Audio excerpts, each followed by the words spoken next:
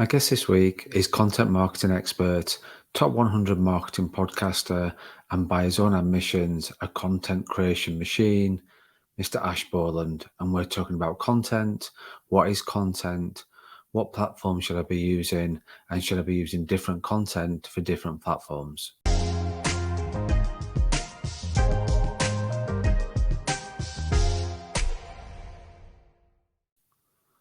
Welcome to the Mortgage Broker Broadcast with me, Craig Skelton. Join me every week where I'll be developing your knowledge to help you build a successful mortgage broker business. Following on from one of my previous podcasts with Emma Sherlock, Emma and I were discussing the fact that generally mortgage brokers don't tend to be too creative and good at creating content. So I thought, who better to get onto the podcast than the content creation machine, Mr. Ash Borland. And we're going to talk about content, what is content, the platforms for content, and should I be adapting my content for the different platforms. So welcome to the podcast, Ash. How are you? Great, Craig. Absolutely brilliant, mate. Thanks for having me on.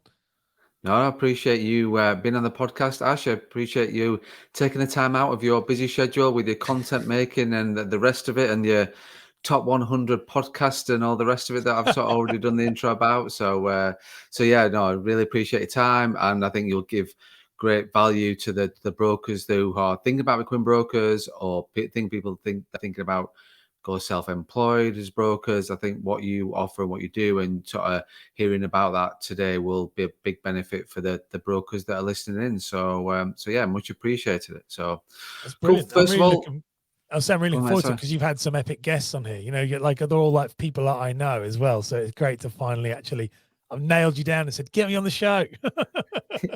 Well, you have had a few shout outs on the podcast as well. One I recorded yesterday. You got a shout out again on there. So I thought we need to get you on the podcast. Everybody's talking about you, so we need to get you on here. So I appreciate your time, mate. And like you say, you have been persistent about getting yourself on here. So thanks very much. So for those people that don't and who listen to the podcast, and the subscribers, for those who don't know who you are, do you want to just give a bit about background about you and your journey in terms of what you do now, and just a little bit of a journey so far? Yeah, of course, mate. Absolutely. So my name's Ash. Obviously, you've introduced me. I am a content marketing coach. And so I help people build content, effectively clarify their marketing message, establish themselves as thought leaders, create creativity and consistency in their brands. Now I got into that. I'll give you the kind of cliff notes, very short version of it. But my original background was in performing arts. Singing and acting in London. And when I decided to leave that as a profession, I'll be really honest with you, I just couldn't hack it. So I would rather just come back to my humdrum life. After doing it, I was like kind of professional from a very young age. I got into property. So I got into estate agency through corporate, and then moved from there, did that for about 3 years, and then moved into brokering and became a mortgage broker, because I was like, well, I want to, if I'm going to do something, like, it's a very lucrative job. It had a career prospect that I, as someone who didn't have a qualification, didn't have. I was like, oh, I can actually build a very lucrative career helping people. It really appealed to me.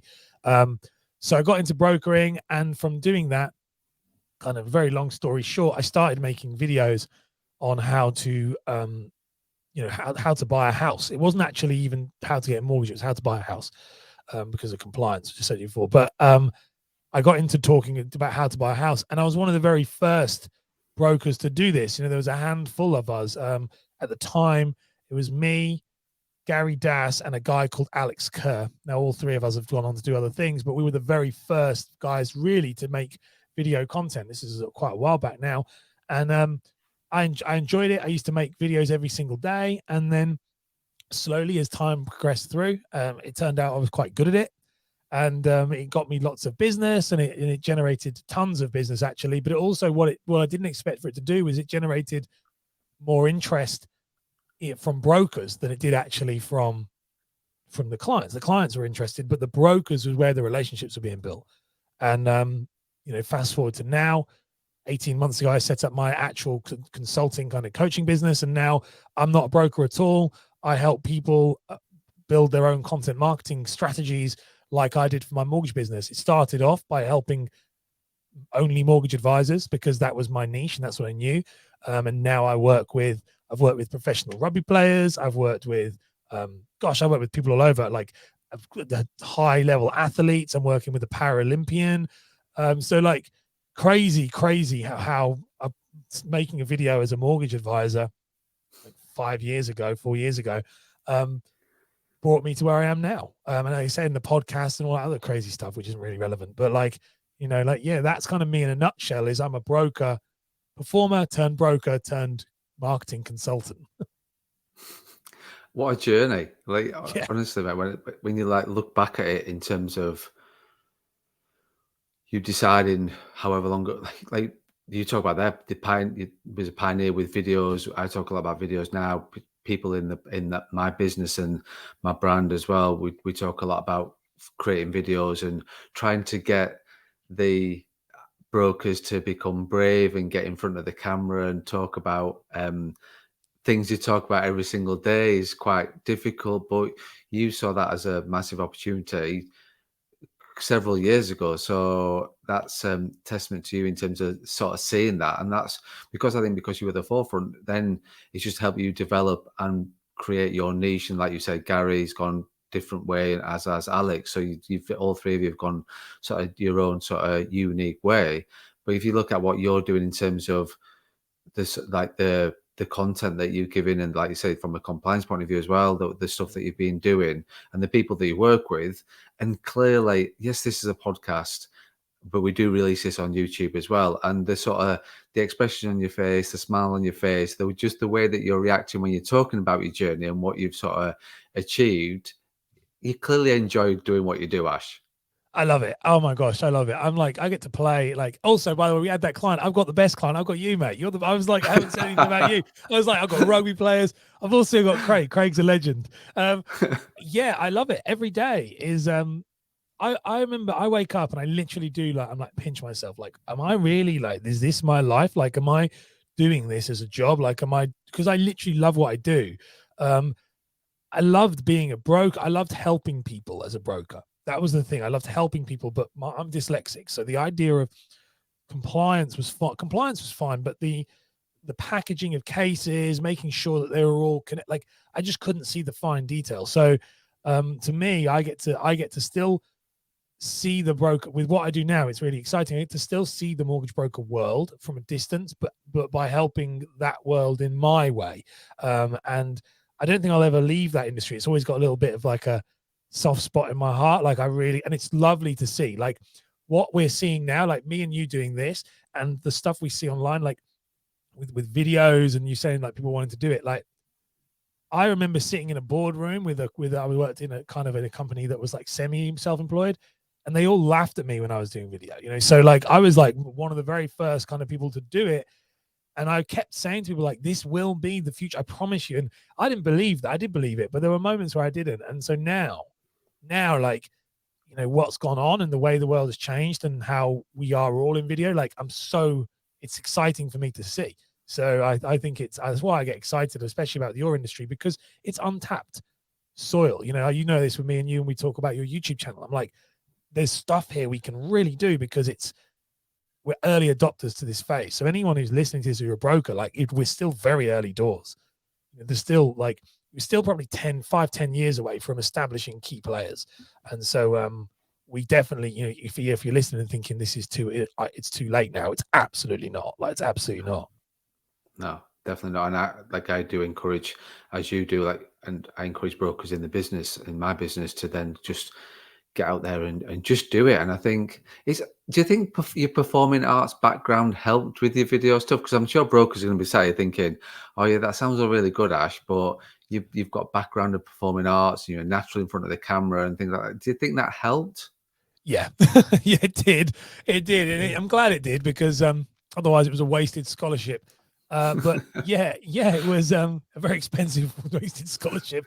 But yeah, it did help. It massively helps. And it helped because I was not scared of the camera, and I'm not scared of talk. And I was trained in public speaking for 3 years. So, that was part of our courses and stuff we did was political and public speaking. So like how to use tonality to make people feel stuff. So yeah, it helps, but I can also say that it's not the be all and end all. Like anyone can learn that stuff. I was many years ahead of the average person because I'd had 6 years of intensive training, like as in like daily for 6 years. We would, from 8 o'clock till 6 o'clock. It was like of college. We would be there every single day. So it was intense. So I would say, yeah, it has helped. But at the same time, you've got people like Alex Curtis who kill it or crush it on podcasting and their delivery is amazing.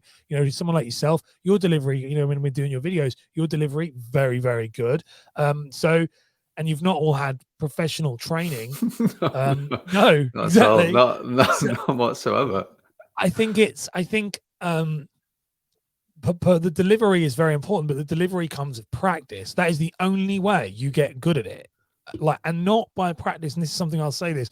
It's not by practice by, sorry if I go off on a spiral, but it's not by practice of like, and this is what brokers do. And I'm a part of lots of different, I'm part of Dan Reddish's group. I'm one of his guest coaches in his thing. So I know he's been on the show. Good guy. I love him to pieces. Like I say to his guys, they're not by recording something and looking at it and you critiquing it. It's by recording something and putting it out. You have to mortgage broker broadcast. You have to broadcast everything you're doing and you will get better because you will fail forward. You'll fail it again and you'll look awkward and you'll sound bad and you'll sound this. And then eventually after like 100 videos, you'll probably sound semi-okay. And then is after that another the 100, benchmark then, Ash? That's it. Once you get to 100, you're going to sound semi-okay. So there's a cover. The quicker I start, the quicker I'm get to the 100. So that's what Ash says. Absolutely. So they're like in the content world, it's like 100 videos is the minimum benchmark, and 6 months. So people say all the time, 100 videos and 6 months consistent uploading.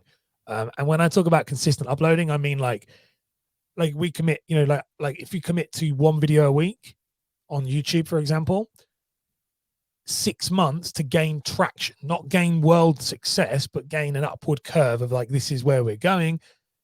The minute you don't upload that week, you hit restart on that clock again, and we're going to go back to 6 months again. Like, and this is what it is: 6 months consistent uploading for traction, 100 videos to actually see any real momentum, and in the way you present. And I think that's the thing that one thing I was lucky with. And you say about performing, I was lucky because I didn't have to worry about the presentation side of things. I just had to worry about the tech because I had no idea.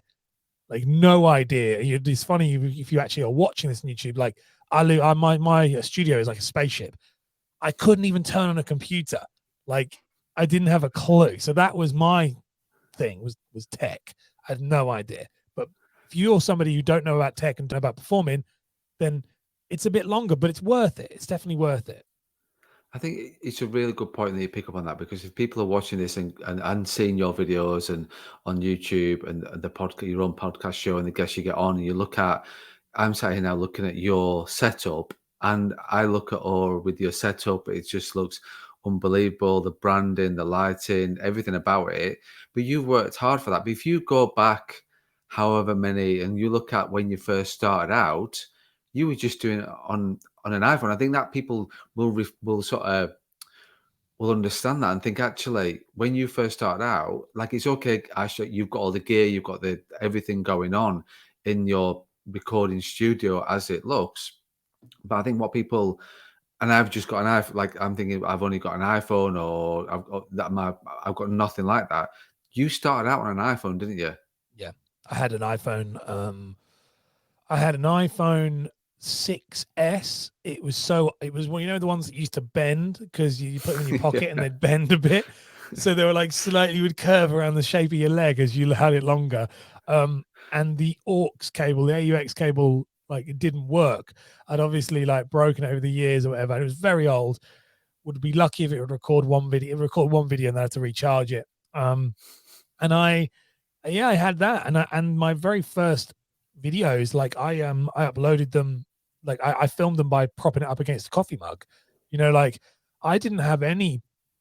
It's weird, like I only have got good with tech and the gear in the last maybe year, the last year, up until that point, I knew nothing about it. Like I don't know much about. I do now, but that was a decision. And the reality is it a decision that you as a broker would need to make? No, not really. You know, I wouldn't you know, me and you talked about before, like I wouldn't go too deep into the tech because it doesn't matter. My thing is self-indulgent. And I like to learn about it. And also the more I learn about it, the more content I can talk about it. But if you've just got an iPhone, that's more than you need. You don't need a microphone. You don't need a, you know, you don't really need a stand unless you know, you can buy a stand if you want. But if you've got a phone, you've got all you need. You really do have all you need. And there's loads of free editing software. You don't even have to edit. You know, a lot of my videos at the beginning I didn't edit. My videos at the beginning are terrible. Like they're absolutely terrible. Like they're really not very good. And I even posted one today or yesterday. It was like a time hop from just a year ago. And I'm sat in my lounge because I had this built literally this time last year. So I'm sat in my lounge and I watched it back and I was like, wow, like how much that's changed. That's just in a year. So I wouldn't worry too much about your the headphones, the microphone, the gear. Your phone is more than enough. Unless you I think work you with me, just then got. I'm going to do it. I'm nowhere near as bad as you in terms of the gear and stuff like that, but You I have do so like. much gear. You have so. Don't say that. You're worse than me. I'm not worse. I don't have all the branding and the TV behind. I can hopefully one day I can get anywhere close to you with the gear and stuff like that. I've got no, yeah, I think I like you when I'm decided to do something, I will investigate, I will look into it, and like a mic and stuff like that is You've got an clearly important. expensive Elgato green screen. People don't know what that is, but behind you is an Elgato green screen, which is what I have down here, which I never use. They're really expensive, so don't tell me that you're not got any gear. They're very they're a proper like that's what like all the top YouTubers use. So it's very good. I just love it because you can scroll it down and scroll it back up again. I think it's not a permanent thing. That's what I love about that Yeah. that particular green screen. But you don't need a green screen. I just my preference of green screen. So all you need is an iPhone, and it's the content that's more important in it. It's not about the gear. It's actually the content that's the most important bit. Yes. Oh my That's gosh, fair to say. 100%. 100%. Yeah. Like what you say, there's loads of nuances. Like I always love this term, like you can't polish a turd, you know, like and that's awful as it sounds, but you can roll it in glitter. But the reality is, um, you know, if you can have all the bells, all the whistles, all the crazy stuff happening, but if your content is not valuable, people just won't watch it. And then another thing with that, with content, just for you, your listeners to understand, like, so this is mortgage specific. Bear in mind that your content is, it's not going to get a lot. Me and you spoke about this before, but it's not going to get a lot of views. It's not going to get a lot of people watching. It's not going to get a lot of engagement. And the reason why is that doesn't mean it's unsuccessful. It's just the nature of what it is. You're in mortgages. People consume. There's either education or entertainment. Entertainment content is what we normally measure ourselves against. We're like, oh, you know, if we look at this guy on YouTube or this guy on Facebook or this guy on TikTok, they're doing so well. I can do that. And you're like, yeah, but they are entertainment based content. Your education based. Your job as a broker is purely just to show up every single day. That's all you're there to do. So the people who need to hear it will hear it. You're not trying to entertain. And I think that's where I see a lot of people go wrong. And I think that's where TikTok has caused quite a bit of problems. Is there are a lot of brokers who are doing very well. I won't say some of their names, but there's a very big broker who I know doing very well on TikTok. But the content doesn't drive him leads because it's not about that. It's an entertaining, funny thing. People watch it to laugh, but they don't actually get in touch. So you want to make sure that you don't be upset when when like 3 people watch your video, because if they watch that whole video, they're 3 right customers for it. Do you know what I mean? That's something people they get disheartened by it really quick. So if you are thinking about doing that, the value of the content, just because it's good content, is still not going to be mega numbers. It's quite. I think you're absolutely right, and I totally agree with that because I think that's something where, as a as human beings, as creatures that we are, if we're putting something on our personal Facebook page and nobody likes it, or we just get one like or two like, we take that personally, like, and it does have an effect on how we behave and how we interact with that platform moving forward, and all those various things, and it's how we feel. If we don't feel as though people are liking our stuff that we put from a personal point of view, I think from a business point of view, and you have to keep it very, like, for me, I keep it very distant, like, with each other. I'm not a person that posts on social media from a personal point of view, but I do from a business point of view. And like, my mindset is that I do it, and like you say, I'm not sat there thinking, oh, I've got no likes, I've got one view or anything like that. I'm just putting it out there to be educational, because like you said, going back to it, these things take time. They just take time to build up, and you take time to build your audience, and you will get that audience, absolutely, if you're doing the things that we're going to talk about. But if you're putting it out there and you're actually being brave enough to do it, you're just growing your audience. It's what I love about the podcast, what I love about YouTube and social media, is that, and we talk about this, is that once you've done it, it's out there. And we, like, the videos that I create and we create, like, you help with my creation and the editing, once those are out there, then they're out there forever. It's there. So don't, when you're doing education for the clients and you're talking about what a remortgage is, or what a loan to value is, or what this, like, all the things that mortgage brokers talk about day in, day out. So they should be good at it. All we're talking about is putting a camera in front of them to talk about. So they'll talk a great presentation of what remortgaging is and the benefits of why you should remortgage and all those things. Then as soon as you put a camera in front of somebody, like, oh, I can't talk about that. Whereas they talk about it day in, day out. But going back to my point is that it's like, I get, like the podcast that I'm doing, like, from this point of view, with 22, 23 shows recorded now, and the videos we've done, it would, like, we're only sort of like week 4, week 5. Yeah. But already I'm getting people messaging me, commenting, saying thank you. So, like, I got one, like, yesterday was, thank you so much for doing the videos. Really appreciate it. Keep doing it. I learned so much from it. I'm thinking about becoming a self-employed broker. I watch your videos every single week. Like, that broker may never ever join my business, or we never ever work together. But if I've helped him make a decision to be a mortgage broker, fulfill his career and his career path and his goals and things like that, I'm not being funny, I feel bloody good about that, Ash. I think that's something that, so people, and so people think, like, oh, I'm just doing the videos for leads, I just want clients, I want things like that. Yes, you will get those things, but you've got to put them out there first of all. But people might not buy into you first of all. But I think the more you do it, the more you're gonna generate and get and build that trust with the clients. Is that fair to say? It's spot on. That's a brilliant pitch there for coming to work for me. But it's one of those. It's brilliant. No, you're spot on. The reason why, this is just to highlight with what you're saying, the reason why me and you have worked together for a long time now, and why we moved our relationship to a different level, and the clients I have that that have kind of lasted a long time, is that they've grasped what you just said. That is what's really important. What you just said about the idea that it's not about leads first. Leads are second. It's about brand building, but it's also about, if you have that knowledge to give, every video you put out there might get, say you put a video out there and it gets 6 views, 5 views, which is standard on YouTube, by the way, for a new channel. Like, that's kind of a reference. But as I said to you before, if like me and you with your channel, we were talking about, like, when I became a broker, that as a dyslexic guy, the channel that we're creating, that you're building, that is what I needed. And I would have watched every single video you had. I would have just gone through them all. That's what that is. That's what that is. That's what that is. That's so. And you're already getting people reaching out to you, because there are lots of people who learn a different way without just dropping a CMAP book on the desk and go, there you go, read it. Like, it doesn't work that way. And it doesn't teach you any of the stuff you need to know. So that's the thing that's really good, is that it's this idea of, like, and I love it, it's that Zig Ziglar quote of, if you give everyone everything they want, you will get everything you want. And so, with you want to be this trusted advisor. We've got this cool stuff going on. That's because you're giving without expectation, and stuff will come. And that's what brokers have to get, have to understand.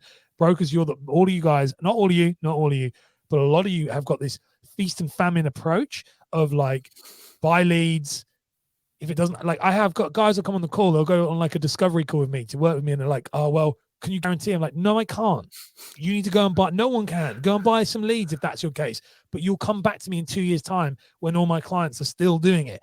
You have to really, it's reframing this idea.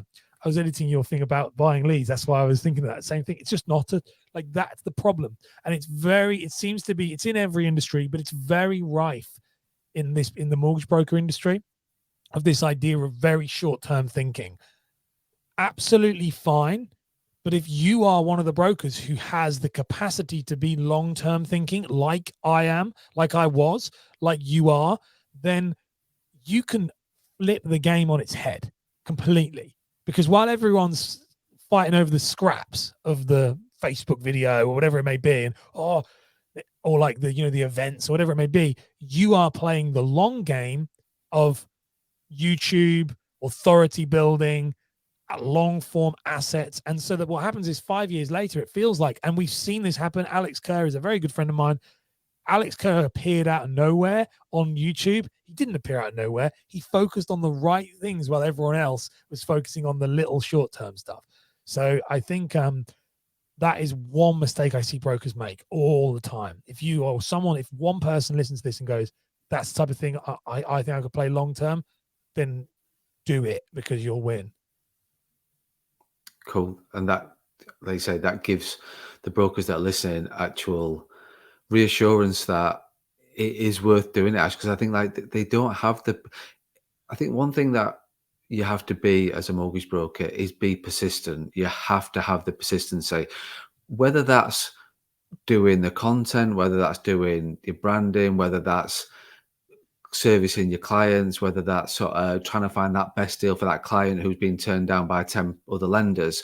You have to be persistent. So that's what you have to be. So if you're a good broker, you tend to be persistent. You don't give up at the first hurdle and go, right, move on to the next, because you're not a good broker. You won't build your brand that way.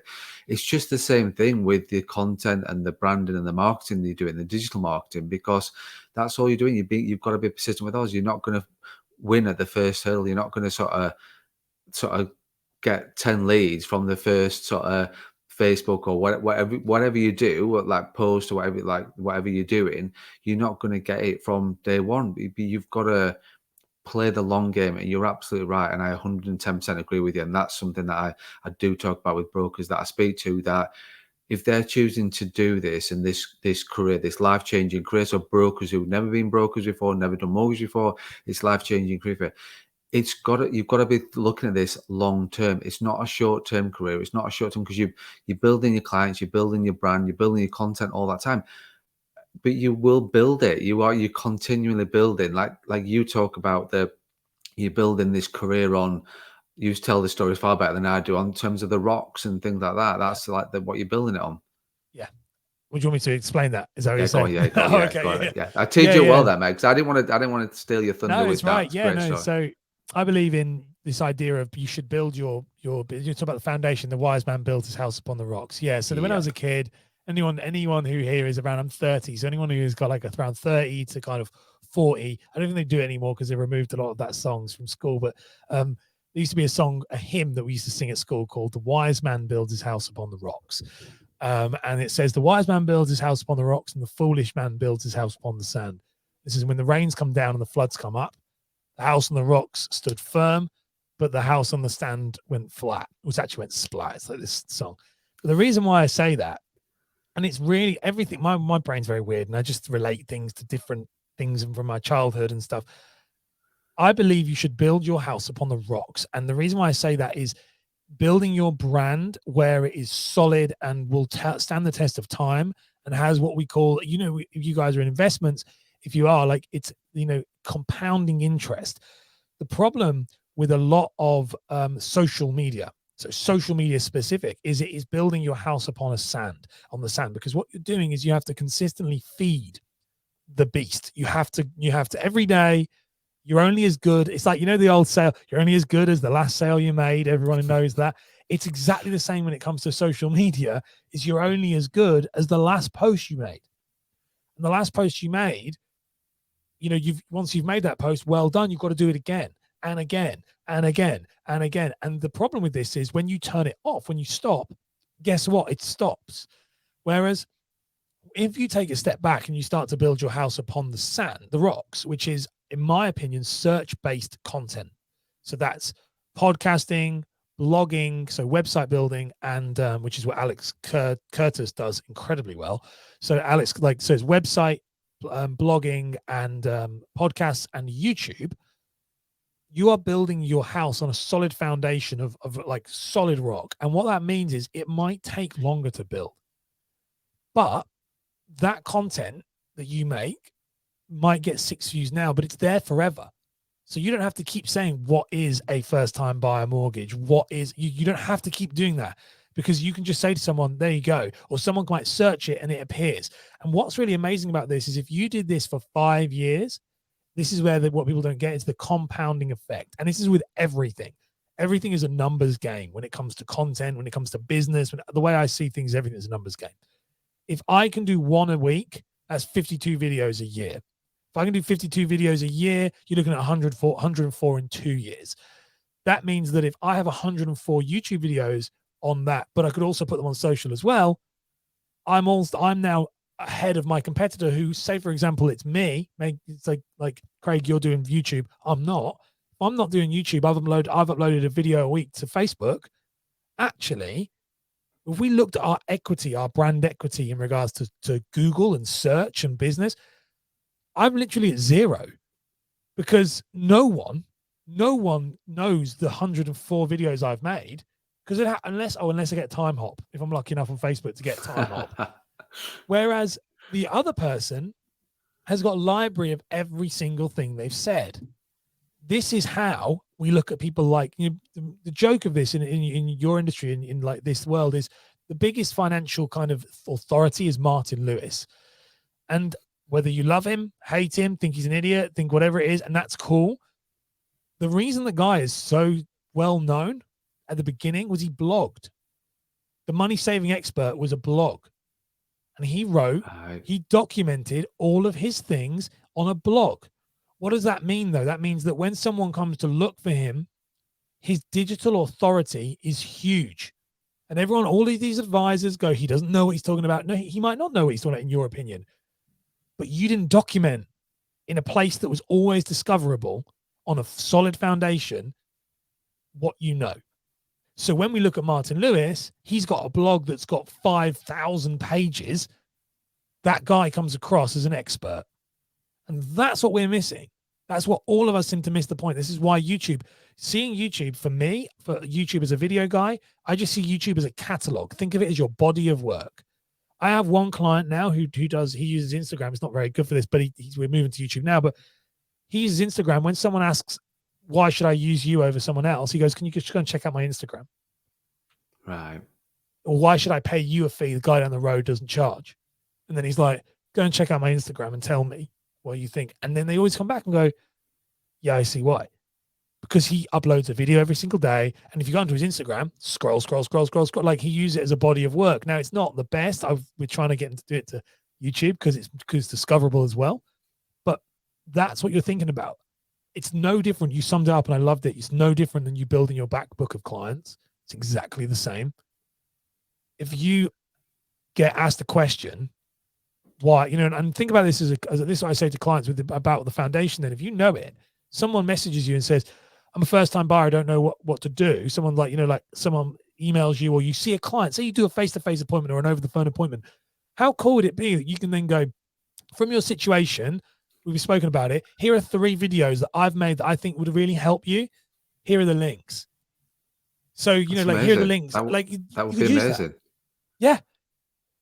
No advisor would do that. But imagine doing that. And imagine having 100, like, you could do that. Imagine like with yours, the videos that we're building, as time goes on, you could literally go, I'm really glad that you want to become a mortgage broker. Here are the 3 videos that, from what you said, here are 3 videos I think you would like. And you would have them in sections. You do it yourself. First-time buyer, remortgage, buy-to-let. And what does that do? That creates more engagement with that person. Because if that person clicks on the video and watches you after they've then seen you or they've spoken to you, you're reinforcing this idea. of, wow, this guy's great. You can also mail it out on a mailing list. There's so many things you can do when you build it on a solid foundation. If you're just making social media content, I personally will go as far as to say I think you're just wasting your time, Right. Okay. which is a bit aggressive. No. But That's true. that's fair to say, given the sort of like with where you're at. And to be fair, she's absolutely spot on with what if you the brokers will listen to this as I am thinking, wow, like yeah, that's the whole thing is like creating that content to then go right. There's 3 videos. This is your situation. There's 3 videos of, and then you're going to get buy-in. You're going to get trust. They're not going to haggle over. Well, I'm charging you a 495 fee. Oh yeah, him down the road charges 295. Go and see him down the road. Then kind of thing. They're not going to haggle over your fee and things like that because they're bought into you on what you're doing and they're trusting with you with a big decision that's happening in their lives right now. So Yeah, what better way to do it? And it's it's easier very as well, isn't it? simple. From a broker's point of view, it's easier as well. And if you get somebody contacting saying, "This is my situation," you say to them like, "These are the 3 video. Watch these 3 videos." It's great. It's easy. It's like, Yeah. well, you've done the hard work behind. You've put all this effort and invested all your time and effort to create these videos. It's then get the clients to look at that and like obviously you using those to then your own benefit. Then you're just investing from the start to make your life easier long term. I'm working with somebody at the moment, which we're kind of going through at the moment, where we're effectively building a first appointment without being there. So, Right. like it's the videos, just so you know, this is what this is. And effectively it's just a initial fact find, but it's a video explainer initial fact find. So they can fill it in, but there's a video at the top that explains why we need this, explains why we need this, explains what now. They're doing it because they're an influencer through social, and they do get a lot of leads. They were like, we're getting too many leads. How can I deal with it? So we're building this out for them. And it's a really great way because actually it's automating the initial upfront process. By the time that person gets the right reason why I do it is they get them through social. They're going through social because that's where their main thing is. It comes through social. I know I said don't do social, but that's like a sweeping statement. But like it goes through social, they go onto the link, they book the link, they fill out the initial fact find. They also get to watch these videos of who this person is. And then by the time they meet them, on a Zoom call, because I'm a big advocate, by the way, of brokers doing Zoom appointments, not phone appointments, if you are going to do video, because you shouldn't underestimate the power of like me jumping on a call with my client, a new client, like a prospect, like right now, just with as marketing, and my background and my videos looks exactly the same as the way they see me when they watch me.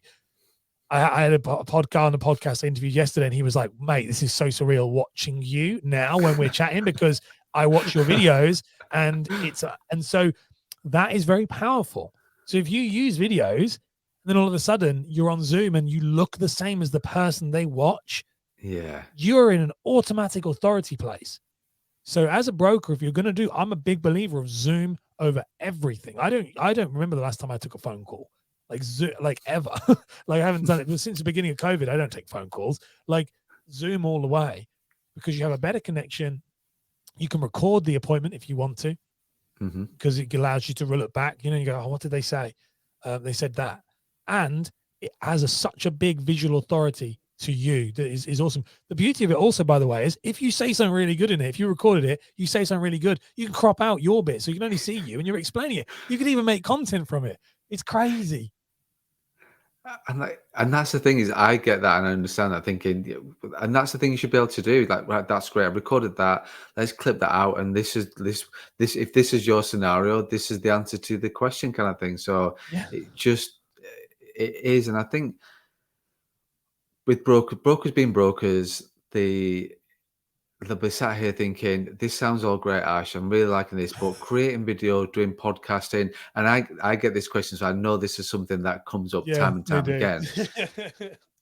But I've got compliance breathing down my neck. How can I do a podcast? How do you get your podcast through compliance? How do you and so that's something that I know wanted to talk about with someone like yourself, because that's one thing that do get thrown back at me is like, well, how do you get compliance to check your podcast before you do your podcast?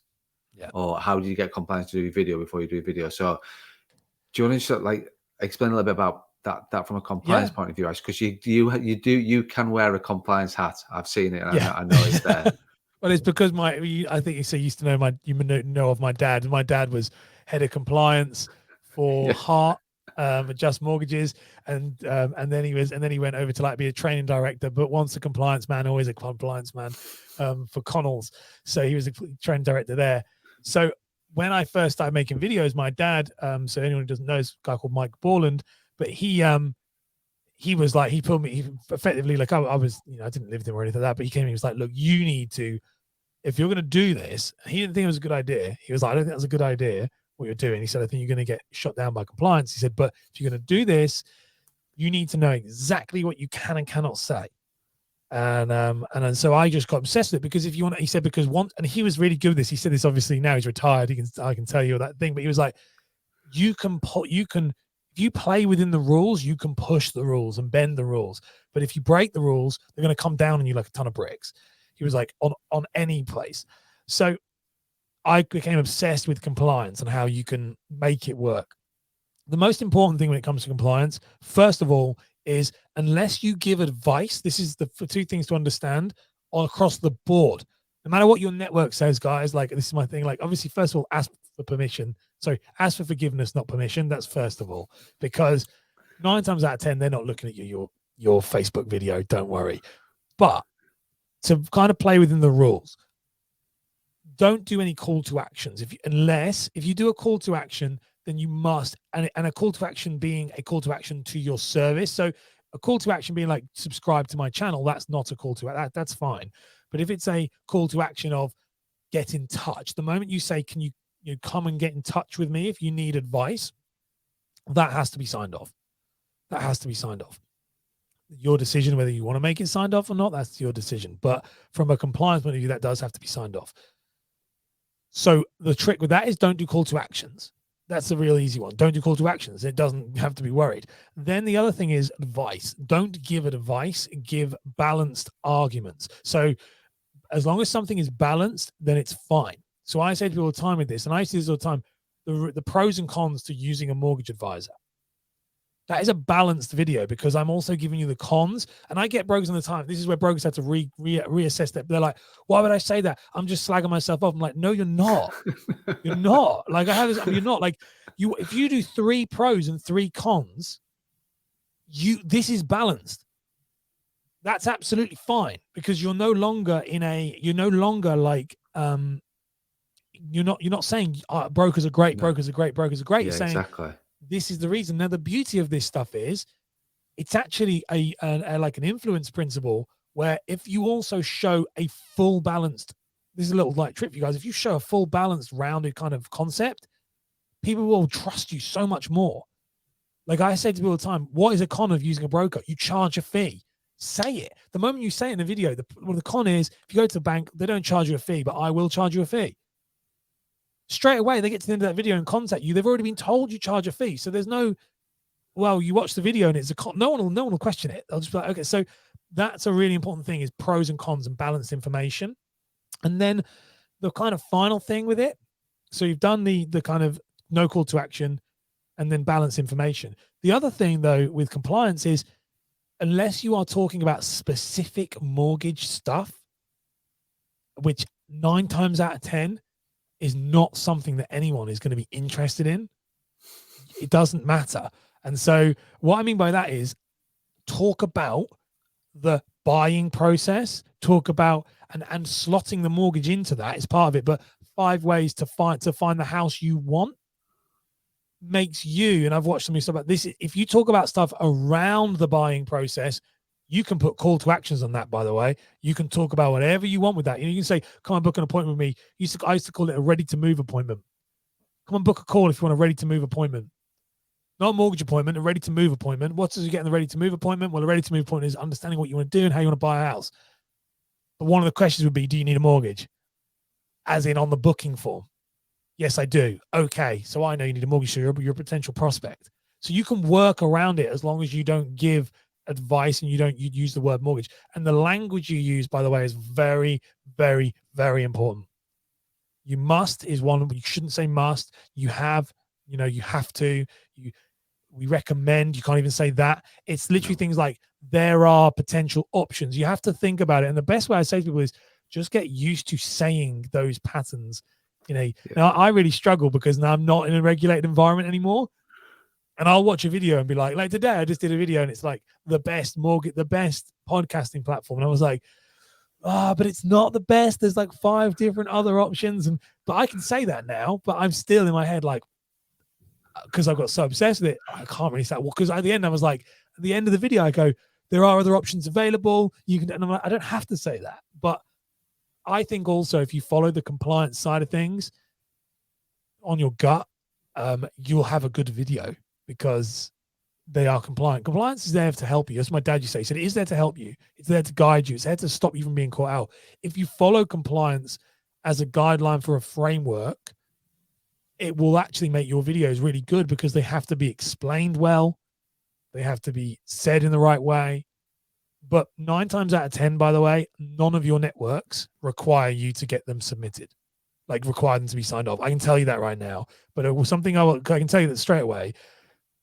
But one thing I will say, and this will make sense to you, Craig, and it makes sense to all of you guys listening. It doesn't make sense to anybody else when I talk about this outside of mortgages. Santander do not ask for the bank statements.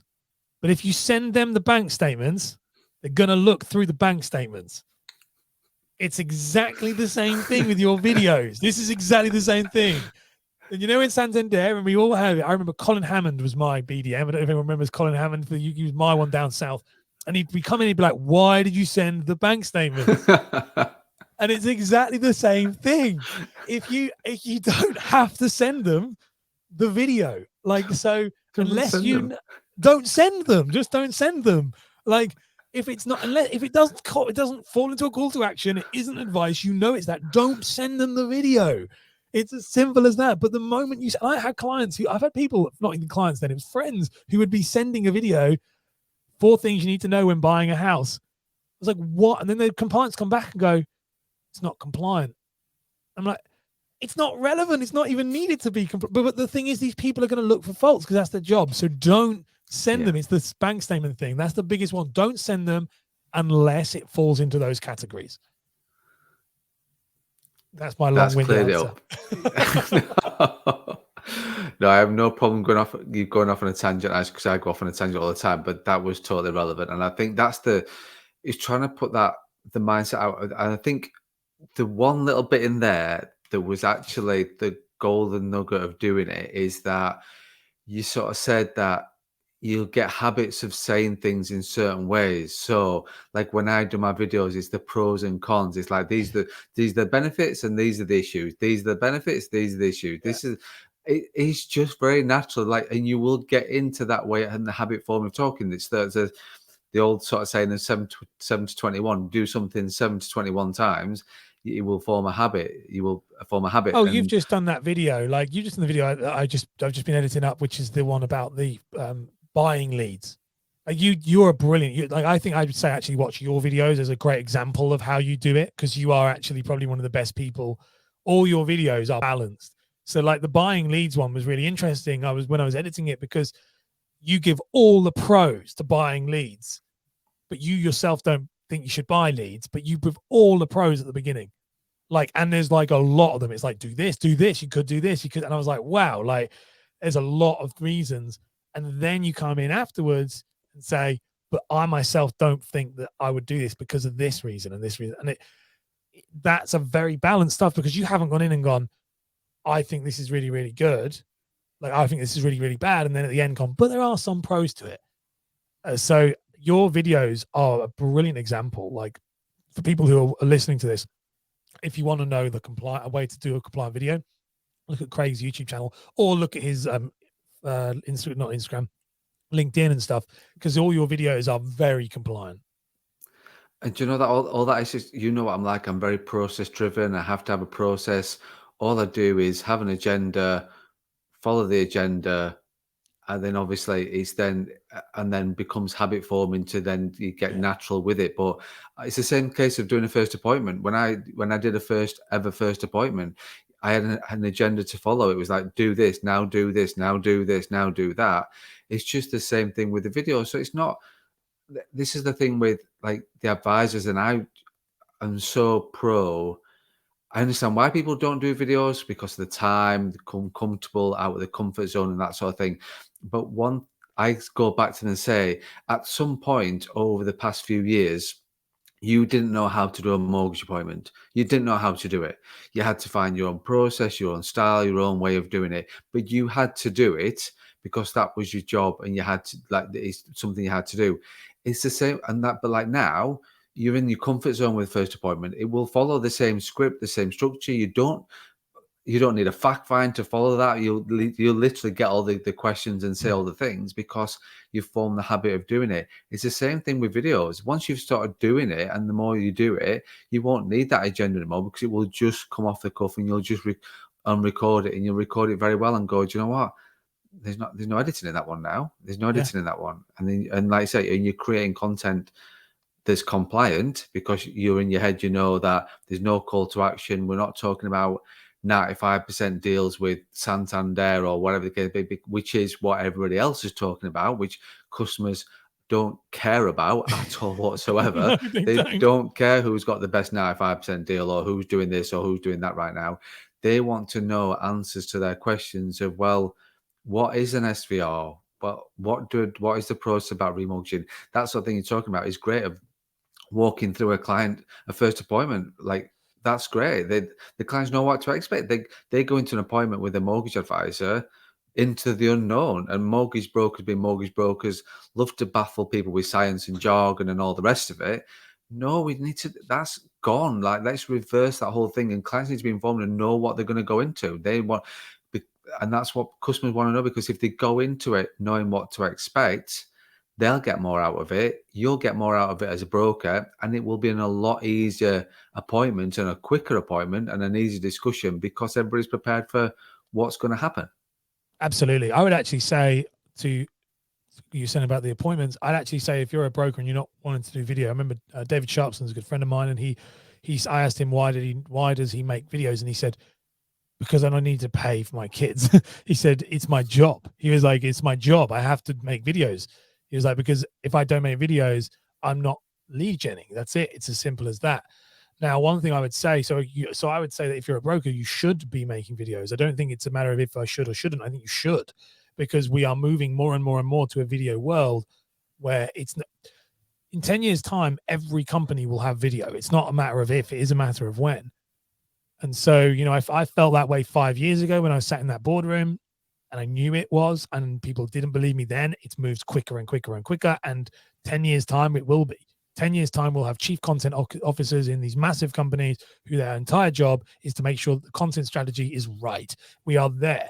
People buy content. It's what happens. So I would say for you guys, for listening, one thing I would do, if you're a new broker, you don't know what you want to do, because the great thing about content, the way I believe it is, you should use your content to reinforce your skills, not go off and make. So that's how I ended up actually making videos at the beginning, was because I'm dyslexic. I made a joke about the thing. Because I'm dyslexic, I struggle to read and retain. So I can read, but I struggle to read and retain. So how I would study was I would go through my book, my CF, I was CF1 and CF6. So I'd go through my book, and then I would make a video on the things in the book.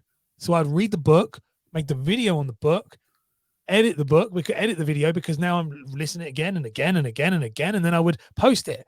I only did it purely to learn. It was, and if I did a bit a day, every day, compound. Again, I taught you all the time, it's about 1%. Everything in my believing is about compounding. So it's about doing it over a year. What happened was I was learning. People were looking as well and thinking, gosh, this guy knows a lot of stuff. I didn't know a lot of stuff, but I was learning and I was visually using it. So what I would say for someone with you guys is I would actually record my first appointment. I would you said you have an agenda. This is what I would break down the agenda. I've never done this before, so it's quite cool. I'd break down your agenda of a first appointment, the perfect first appointment. So like, who are you? What do you do? Why do you do it? All of that. And I'd break it into videos, small chunks, small 2.5 minute, 3 minute videos. This is this. We're explaining. Then we're going through the fact find. We're explaining what this is. We're explaining what this is. Do the whole first appointment. Plan it. record it in sections, record it like a role play, but not like you're doing it as if you're explaining it to somebody. Yeah. You do that, you will have a solid first appointment, because you'll also have a load of videos that also will reinforce that if someone watches that video and then they come and see you, and this is what people don't get, if they come and watch that video and then they see you and you do the same thing, this is where we call personal brand ecosystem. It's about physical and digital identity. The two of them match up, which means your trust factor goes through the roof, because all of a sudden, if you're saying the same thing I've seen you say when you watched you, they're going to be like, wow, this is great. So I would probably go through my entire first appointment, that's your agenda, and we all have those agendas. If you don't, jot them down, make them. You know, the joke you make, you have the little joke you make at this point and the thing you say at that point, and film it and edit it. And that can be your first, realistically, from a first appointment, half an hour first appointment, you could easily get 10 videos out of that. And that will secure, and then what that does is secures you up as better. It makes you better at your job. And then this is what I'd say with content, think about how it makes you better at your job. The next thing then is, okay, I want to learn about buy to let. Say I want to learn about limited company buy to let. That's something I'm weak on. Okay, what can I do? Well, I'm going to make a video series on 5 things you need to know about limited company buy to let. Do you know about it? No, I don't, but I'm going to research it. I'm going to do it. Guess what? By the time you've finished, edited, and done that, you will know about limited company. But it's a great way for CPD and also brand assets that will generate you leads. And by the way, just so you know, compliance, your networks will class it as CPD. They class it as CPD because it's research. So you can use research and filming. I have one of my clients who literally every video he makes is CPD. Every video he makes. Wow. He logs it at the end. So thinking of ways to use it is quite a cool way. Definitely. And to be fair, I've never thought of it that way at all. Like I've thought about like dissecting it up and things like that, but then using it for CP, like, and the more you do it, like you're learning. It's great to hear that bit about you're learning with the CF1 and CF6 of doing the videos, because what a great way to learn. It made you learn, and that's what it does. And like sort of the other podcast that I do, the Mortgages, Money and More podcast, which is more about is to like advice from a consumer point of view. Advice, no advice on there. Just so we're clear, there's no call to action and no advice on there. So I'll rewind that a little bit there. But no, in terms of the conversations that I have, it's then the person that edits it, like, and she does a great job at editing, but she comes back and says, I've learned so much about green mortgages. I've learned so much about this. I've learned so much.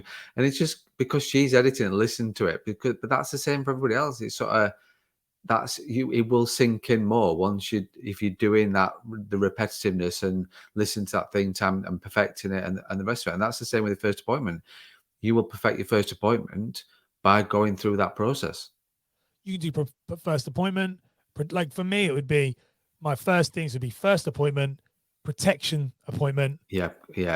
That would be my first two. First appointment, protection appointment, and then like the home buyer, because that's what would be my first two, and I'd nail them down. I'd not so much. You can script them if you want, but like spend time, nail them down, and you will be so good at it. Like I have, because you go into Patter, you'll say the same things over and over again. And like one of my clients, and Nish, he does daily 1-minute videos, and I said to him, I was like, I said this would happen. I said, when you do this, and he's done it now for a year, and I said, never missed a day pretty much. And I said, when you do this, you'll be super knowledgeable by the end. And he said to me a couple of days ago, he was like, mate, like, I don't know how. He said, like, I can walk into a room now and people will say this, and I'll go, yeah, that's that, and that. And I remember it. I remember knowing nothing about mortgages, doing my qualifications. And then I remember sitting in a room. This is a bit like building your business for the business you want later. I remember sitting in a room with a load of brokers who've been doing it for many years. And we were talking about something, and they said about buy to lets. And I said, well, what about, they were like, well, why should you have why should you have a interest only mortgage versus a thing that people talk about that? And I said, well, one of the reasons is eroding interest.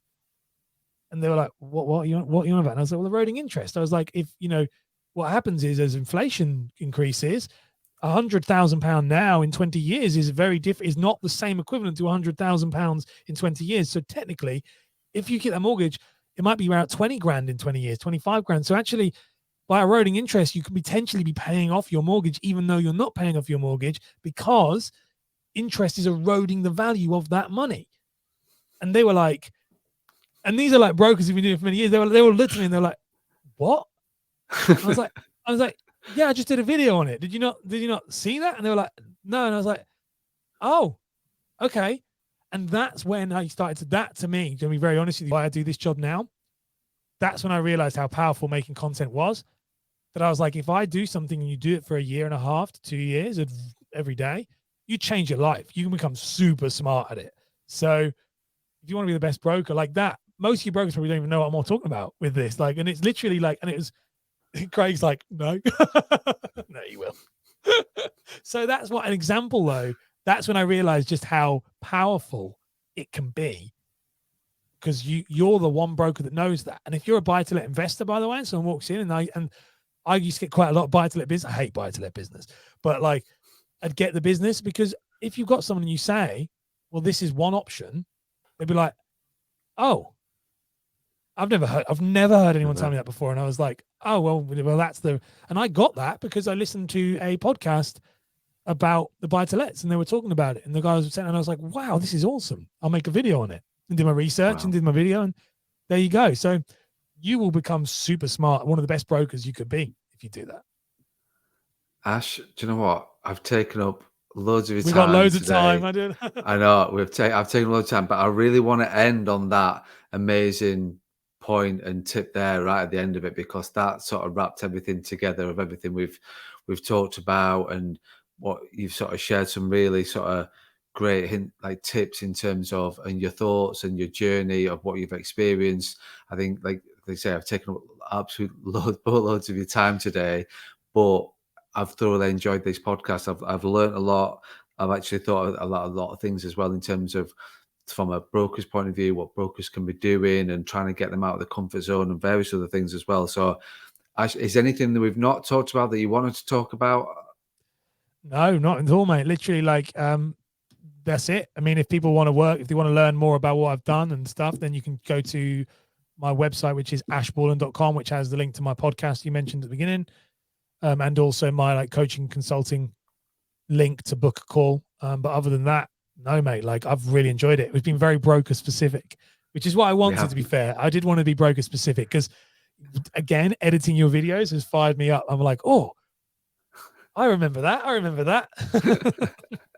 No, it has been broker specific, and that's been really good from that point of view. And to be fair, mate, yeah, it's been absolutely fantastic. I've really thoroughly enjoyed it, and I think there's so much for people to take from listening to this today. And absolutely, it's hopefully it inspires and sort of drives people to think, you know what, I'm going to give it a go.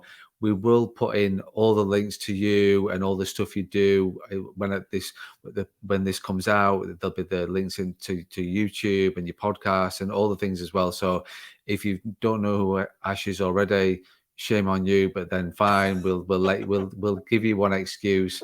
Go out there, have a look at what he's doing, look how he's sort of changing, like say, the world of mortgage broking, and dragging people through into the sort of the new world, shall we say, and the stuff he's doing with Dan that he's talked about, and the other things as well, and the ecosystem and all the rest of it. So there is plenty of content out there for you to learn and take a lot of things from Ash and what he does, and the other people that work with Ash as well. So Ash, thank you so much, mate. Absolutely appreciate it today. Thank you very much for your time. And I'm hoping I can get you back on the podcast, not too soon, but we'll get you a regular spot on the podcast to then sort of share some more golden nuggets of inspiration and helping the mortgage brokers in their world. So Ash, thank you very much. 100%. Thank you so much for having me on.